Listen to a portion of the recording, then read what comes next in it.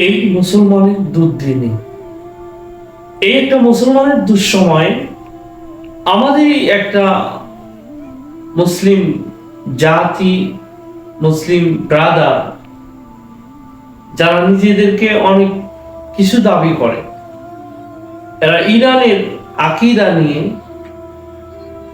এরা বর্তমানে ইসরায়েলের পক্ষ নিচ্ছে। আল্লাহ সুবহানাহু ওয়া তাআলা এদেরকে হেদায়েত দান করুন। এখানে ইরানের কি আকীদা, এটা ফান্ডামেন্টাল পয়েন্ট নয়, এটা ফান্ডামেন্টাল পয়েন্ট নয়।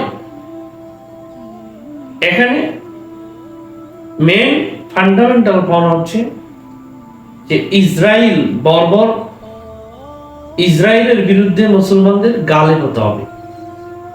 এই অভিশপ্ত বেপরোয়া জাতিকে এই পৃথিবীর থেকে ধূলিসাৎ করতে হবে। এটা হবে একটা মুসলমানের ফাইটার, এর বিপরীত কোন কিছু হতে পারে না।